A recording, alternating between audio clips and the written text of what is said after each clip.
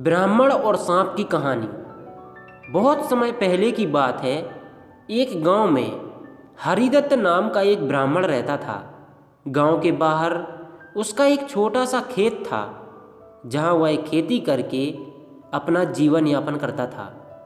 वह अपने खेत में एक पेड़ की छाया में आराम कर रहा था। अचानक से उसकी नज़र पेड़ के नीचे बने बिल से बाहर निकले सांप पर पड़ी। सांप को देखकर ब्राह्मण के मन में विचार आया कि ये तो सर्प मेरे क्षेत्र के देवता हैं, मुझे इनकी पूजा करनी चाहिए। हो सकता है ये मुझे उसका उत्तम प्रतिदान दे। वह तत्काल उठा और गांव जाकर एक मिट्टी के कटोरे में दूध ले आया। उसने वह कटोरा सांप के बिल के बाहर रख दिया और बोला, हे सर्पदेव, अब तक मैंने आपकी पूजा अर्चना नहीं की, क्योंकि मुझे आपके विषय में ज्ञात नहीं था। आप मुझे इस दृष्टता के लिए क्षमा करें। अब से मैं प्रतिदिन आपकी पूजा करूँगा। मुझ पर कृपा करें और मेरा जीवन समृद्ध करें। फिर वह घर लौट आया। अगले दिन खेत पहुंचकर वह कटोरा उठाने सांप के बिल के पास गया। उसने देखा कि उस कटोरे में एक स्वर्ण मुद्रा रखी हुई है। सर्पदेव का आशीर्वाद समझकर उसने वह स्वर्ण मुद्रा उठा ली।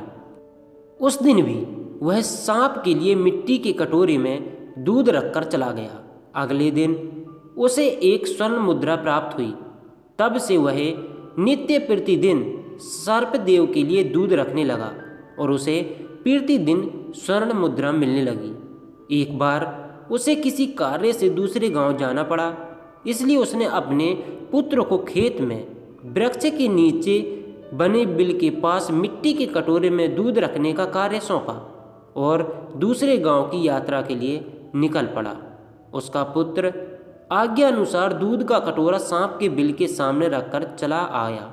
अगले दिन जब वह पुण्य दूध देखने गया तो कटोरे में स्वर्ण मुद्रा देख चकित रह गया। स्वर्ण मुद्रा देख उसके मन में लोभ आ गया और वह सोचने लगा कि अवश्य इस बिल के भीतर स्वर्ण कलश है। क्यों ना मैं इसे खोद कर समस्त स्वर्ण मुद्राएं एक साथ प्राप्त कर लूं और धनवान हो जाऊं। किंतु उसे सांप का डर था। सांप के जीवित रहते स्वर्ण कलश प्राप्त करना असंभव होगा। यह सोचकर वह उस दिन तो वापस चला गया, किंतु अगले दिन जब वह सांप के लिए दूध लेकर आया तो साथ में लाठी भी ले आया। दूध का कटोरा बिल के सामने रखने के लिए थोड़ी देर बाद जब सांप दूध पीने बाहर निकला तो उसने उस पर लाठी से प्रहार किया।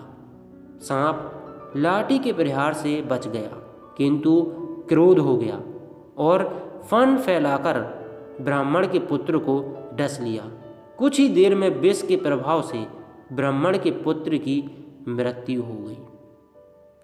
इस तरह लोभ के कारण ब्राह्मण पुत्र को अपने प्राणों से हाथ धोने पड़े।